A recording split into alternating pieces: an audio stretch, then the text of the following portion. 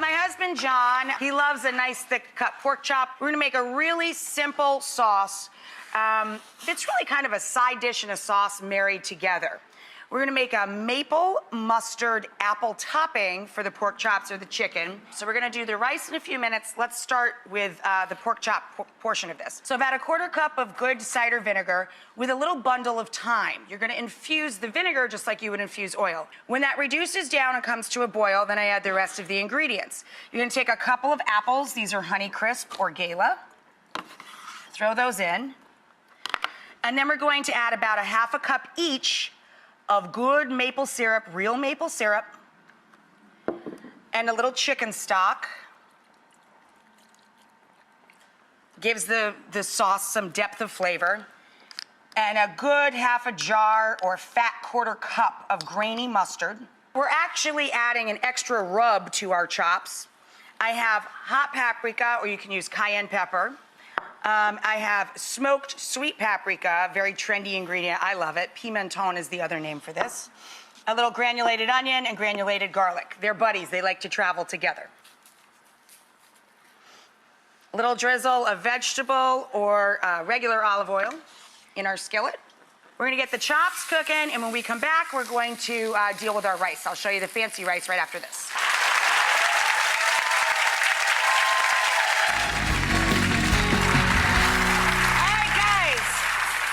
You brown the edges of your chops. You brown one side, give them a flip, and transfer them to the oven. They gotta hang out for a minute because my rice is toasted. In this case, we toasted broken pasta and a fat handful of slivered almonds. That's what we've got going down in the pan right now. Then we're going to add salt and pepper. And then we're going to add our cranberries. A fat handful of dried sweetened cranberries. I know, it's really yummy, this rice. And then we're going to add about a cup of long grain rice. And I let that toast a minute too at home. For time's sake, I'm just gonna kind of skip ahead here because I've got one already cooked out. Then you're going to add a cup and 3/4 of chicken stock, not water. I never cook rice in water. Always take the opportunity to add a layer of flavor. If you're a vegetarian, use vegetable stock or portobello mushroom stock if you want a beefy flavor. You're also going to use this to garnish your apple and sauce on top of your chops or chicken. So an entire bundle of flat leaf parsley. Pop that in there. Give it a zap.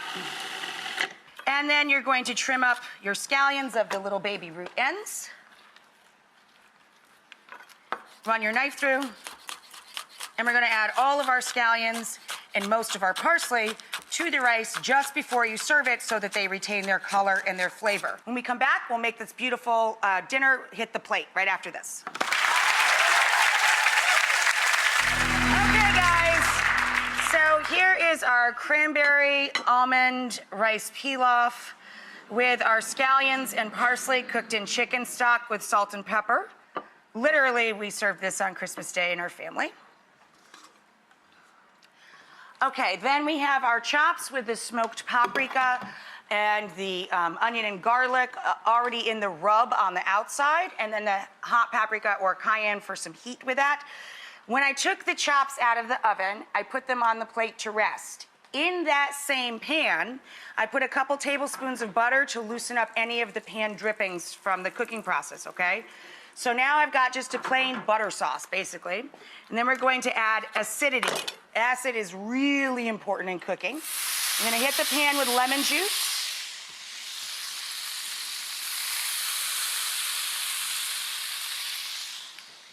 And the first thing that's gonna happen to our chops is they're going to get all of this additional flavor, all those spices that stuck to the bottom, the drippings, the acidity and brightness of the lemon, and the luxury of the butter right over top of the chops. Yes. And they're not done yet. Then we're going to take our maple mustard apples and arrange those over top. Woo! What?